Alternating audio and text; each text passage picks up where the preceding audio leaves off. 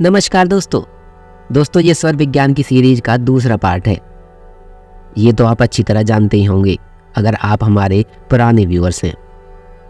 देखिए, पहले पार्ट में हमने अच्छी तरह से जान लिया था कि स्वर विज्ञान क्या है और इसकी पहचान कैसे करें, किसने और कौन इसका प्रयोग सबसे ज़्यादा करता है, ये भी हमने जाना था।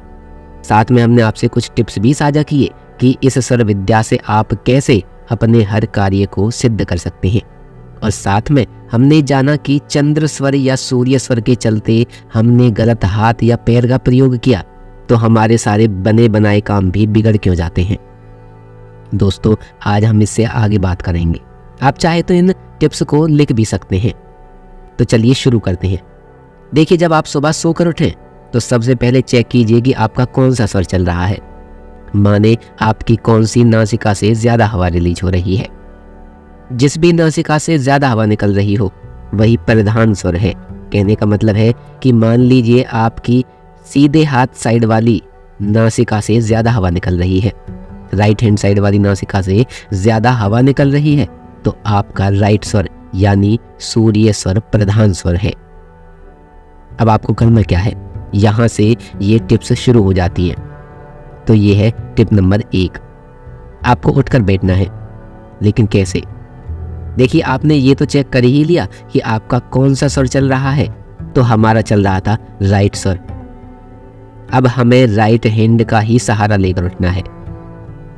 अब आपको अपनी लेफ्ट वाली नासिका को उंगली से या अंगूठे से, जिससे भी आपको सहज लगे, बंद कर देना है और राइट वाली नासिका से एक लंबी सांस भरनी है। इसके बाद अपना राइट वाला पैर जमीन पर थोड़ा जोर लगा के रखना है। कहने का मतलब है कि थोड़ा तेजी के साथ पटकना है। अब सांस को धीरे धीरे छोड़ दीजिए। दोस्तों, आप देखेंगे कि वो दिन आपका बहुत बेहतरीन दिन होगा। हाँ, अगर वहीं आपने लेफ्ट वाला पैर रख दिया, मतलब आपका चल तो राइट स्वर रहा है, सूर्य स्वर रहा है, और लेफ्ट पैर आपने जमीन पर रख दिया, तो आप प्रकृति के विपरीत चले गए। वो दिन आपका बहुत बेकार जाने वाला है, यकीन मानिए। प्रकृति ने आपको सूर्य स्वर दिया और आपने चंद्र स्वर का पैर नीचे रख दिया, जो कि उस समय डेड है। तो आपने अपने उस दिन को ही डेड कर दिया। आपके सारे काम बिगड़ेंगे, आपका नुकसान होगा, आपका लॉस होगा। आप जो भी काम करेंगे वो बिगड़ेगा।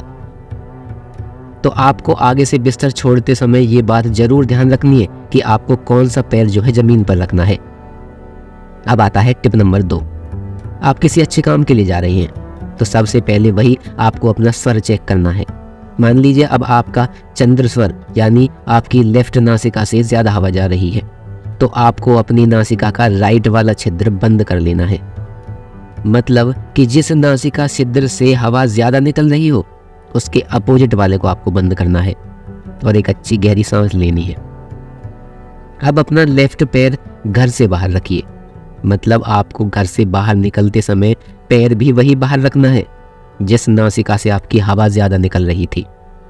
यहाँ हमारी लेफ्ट से ज़्यादा निकल रही है, तो हम अब अपना पैर लेफ्ट वाला ही सबसे आगे रखेंगे। मतलब घर से बाहर निकलते समय लेफ्ट पैर ही हम आगे बढ़ाएंगे। दोस्तों, आप अपने जिस भी कार्य के लिए जा रहे हैं आपका काम बनेगा ही बनेगा।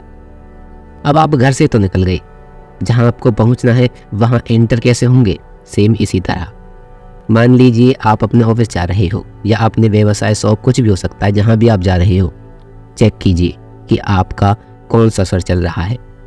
जैसे हमने अभी ऊपर चेक किया था, उसी के हिसाब से एक्टिव स्वर की साइड वाला हाथ या पैर आपको आगे बढ़ाना है। दोस्तों, अगर आपका सुषुम्ना चल रहा हो ना, मतलब आपकी दोनों नासिका छिद्रों से बराबर हवा आ जा रही हो, तो कतई भी मत एंटर होना। ऑफिस गए तो बॉस से झड़प हो जाएगी, ऑफिस में किसी कलीग से बहस हो जाएगी, कुछ ना कुछ उल्टा ही हो जाएगा, दिन सड़ जाएगा आपका। बेशक लेट हो जाना, लेकिन एंटर मत होना। या आप क्या कर सकते हैं कि दोनों स्वरों में से किसी एक को कुछ समय के लिए उंगली लगाकर बंद कर लीजिए और ऊपर बताई गई प्रोसेस को रिपीट कर लेना, तब एंटर होना, अन्यथा आपका नुकसान होना तय है। अगर आपकी शॉप है तो आप अपने उसी हाथ से ताला खोलेंगे, या आप किसी और से ताला खुलवाते हैं तो उसी हाथ से चाबी उसको देंगे।